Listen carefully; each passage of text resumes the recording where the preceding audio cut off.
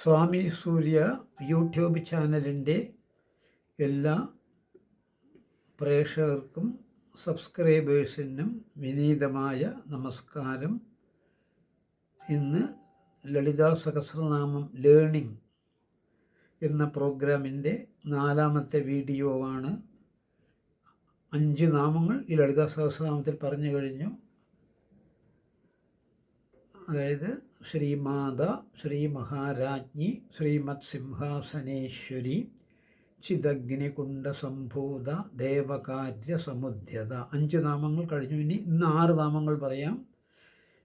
ഈ ലളിതാ സഹസ്രനാമത്തിൻ്റെ ധ്യാന ശ്ലോകം 2023 മേയിൽ ഞങ്ങളുടെ ഈ സ്വാമി സൂര്യ ചാനലിൽ തന്നെ കൊടുത്തിട്ടുണ്ട്. അതെല്ലാവരും കാണുക. അതിൽ അർത്ഥസഹിതം ധ്യാന ശ്ലോകം വളരെ വിപുലമായി കൊടുത്തിട്ടുണ്ട്. അത് കാണുക. അത് കാരണം ഇതിൽ വീണ്ടും അതിനെ ആവർത്തിക്കുന്നില്ല. ഇനി 5 നാമങ്ങൾ കഴിഞ്ഞു. 6ാമത്തെ നാമം മുതൽ ഇന്ന് തുടങ്ങാം.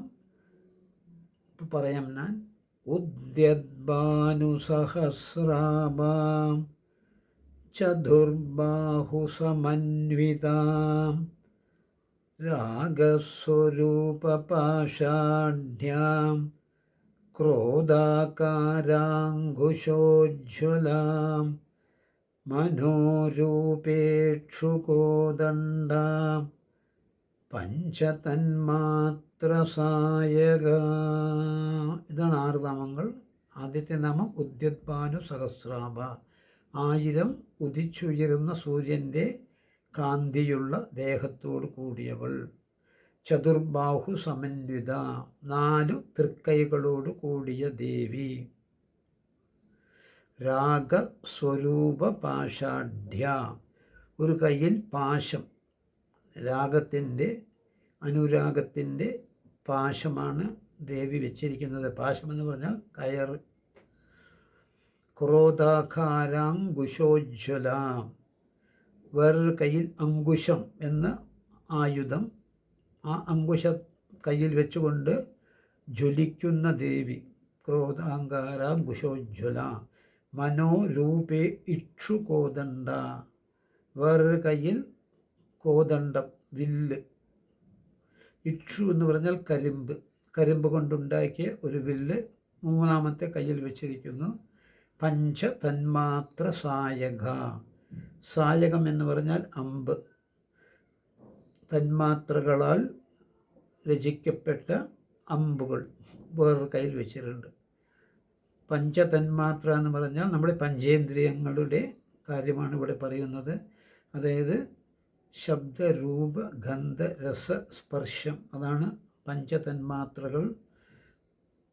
അതിൻ്റേതായ അമ്പ്, അതായത് നമ്മളുടെ പഞ്ചേന്ദ്രിയങ്ങളെയും അതിൻ്റെ പഞ്ചതന്മാത്രകളെയും നല്ല രീതിയിൽ ഉപയോഗിക്കുവാൻ വേണ്ടി ദേവി കയ്യിൽ ശരം വെച്ചിരിക്കുന്നു. ഇതാണ് ഇതിൻ്റെ അർത്ഥം. ഇതിനെ ഈ രീതിയിൽ തന്നെ പറയാം. ഉദ്യദ്ഭാനു സഹസ്രാഭ ചതുർബാഹു സമന്വിതാം രാഗസ്വരൂപ പാഷാഢ്യാ ക്രോധാകാരാങ്കുശോജ്വലാം മനോരൂപേക്ഷുകോദണ്ഡ പഞ്ചതന്മാത്രസായകാം. ഈ രീതിയിൽ പറയാം. ഇല്ല, ദേവിയെ ഭദ്രദീപം കൊളുത്തി വെച്ച് അതിൽ ആവാഹനം ചെയ്ത് ചുവന്ന പുഷ്പം കൊണ്ട് അർച്ചന ചെയ്യുന്നുണ്ടെങ്കിൽ, പൂജ ചെയ്യുന്നുണ്ടെങ്കിൽ ഓം എന്ന് ചേർത്തിയും പറയാം. ഓം ഉദ്യദ്ഭാനു സഹസ്രാഭായൈ നമഃ, ഓം ചതുർബാഹു സമന്വിതായൈ നമഃ, ഓം രാഗസ്വരൂപപാഷാഢ്യായൈ നമഃ, ഓം ക്രോധാകാരാങ്കുശോജ്വലായൈ നമഃ, ഓം മനോരൂപേക്ഷുകോദണ്ഡായൈ നമഃ, ഓം പഞ്ചതന്മാത്രസായകായൈ നമഃ. ഓരോ നാമങ്ങൾ പറഞ്ഞ് നമഃ എന്ന് പറയുമ്പോൾ ഒരു പൂ കൊണ്ട് ഭദ്രദീപത്തിൽ ദേവിയെ അർച്ചന ചെയ്യണം, പൂജ ചെയ്യണം. ബീജാക്ഷരങ്ങൾ ചേർത്തി പറയുന്നത് ഇതിനേക്കാൾ കൂടുതൽ, ദേവിയുടെ നാമവും ചേർത്തി പറയുന്നത് കൂടുതൽ നമുക്ക് ബലപ്രാപ്തി ഉണ്ടാവും. ദേവി നാമവുമായിട്ട് കൂടുതൽ ഇഴുകിച്ചേരാൻ. That we can merge with the namas, we can merge with the energy of the goddess. Lalitadevi. ഓം ശ്രീം ഹ്രീം ഉദ്യദ്ഭാനുസഹസ്രാഭാം ശ്രീലളിതാംബികാദേവ്യൈ നമഃ. ഓം ശ്രീം ഹ്രീം ചതുർബാഹുസമന്വിതാം ശ്രീലളിതാംബികാദേവ്യൈ നമഃ. ഈ രീതിയിൽ 6 നാമങ്ങൾ ആവർത്തിച്ച് പറയാം. ഈ ബീജാക്ഷരം ചേർത്തി പറയുമ്പോൾ നമുക്ക് ഇപ്പോൾ പറഞ്ഞ മാതിരി കൂടുതൽ ബലപ്രാപ്തി ഉണ്ടാകും. നമ്മളതിൽ ഇഴുകിച്ചേരും. ദേവിയുമായി നമ്മൾ മർജായി പോകും. ദേവിയുടെ ദിവ്യശക്തിയും നമ്മളുടെ ആത്മശക്തിയും തമ്മിൽ ഒരു മെർജർ ഉണ്ടാകും. അതായത് ഒരു ഐക്യം പ്രാപിക്കും നമ്മൾ. അപ്പോൾ ബീജാക്ഷരത്തോടു കൂടി പറയുന്നത് വളരെ നല്ലതാണ്.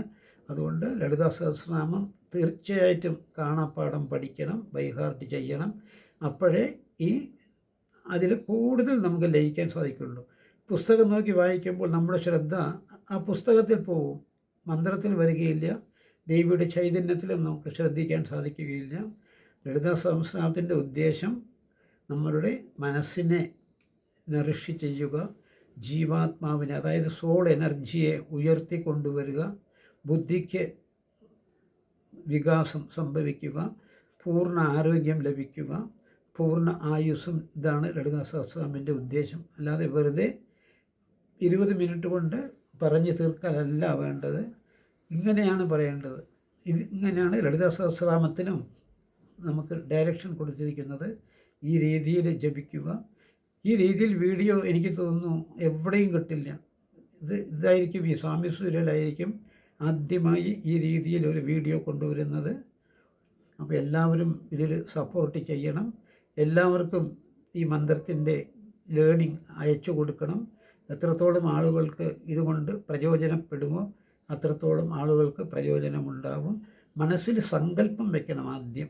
അതായത് ഞാൻ പറഞ്ഞ മാതിരി നമ്മളുടെ പേരും നക്ഷത്രവും പറഞ്ഞ് ഞാൻ ഈ ലളിതാ സഹസ്രനാമം ദേവിയുടെ അനുഗ്രഹത്തിനും പ്രീതിക്കും പ്രസാദത്തിനും വേണ്ടി ഞാൻ ജപിക്കുന്നു. ഇന്നത്തെ പേരും നക്ഷത്രവും തിഥിയും കൂടി ഇതിൽ ചേർക്കണം. എന്നാലേ കൂടുതൽ അതായിരിക്കും ശരിയായിട്ടുള്ള മാർഗം. ജപിച്ചു കഴിഞ്ഞ് നമുക്ക് ഒരു അഫർമേഷനും കൊടുക്കണം. ഈ നാമങ്ങൾ ഈ രീതിയിൽ ജപിക്കുന്നതുകൊണ്ട് എനിക്ക് ദേവിയുടെ അനുഗ്രഹവും ആശീർവാദവും പ്രീതി പ്രസാദവും പരിപൂർണമായി ലഭിക്കുന്നു.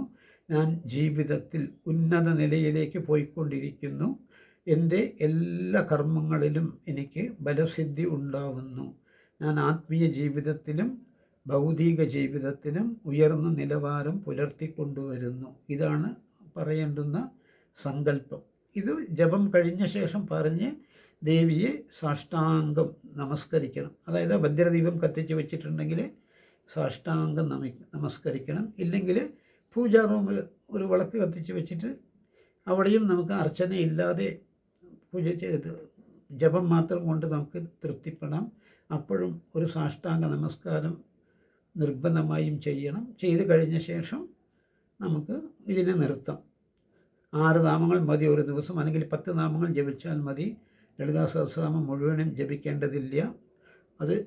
അതിൽ നിങ്ങൾക്ക് ഒരു സംശയവും വേണ്ട. എത്ര നാമം ജപിക്കാൻ സാധിക്കുമോ അത്രയും ജപിച്ചാൽ മതി. നമുക്ക് പരിപൂർണ തൃപ്തി ഉണ്ടാവും. എല്ലാവർക്കും നന്ദി. എല്ലാവർക്കും നമസ്കാരം.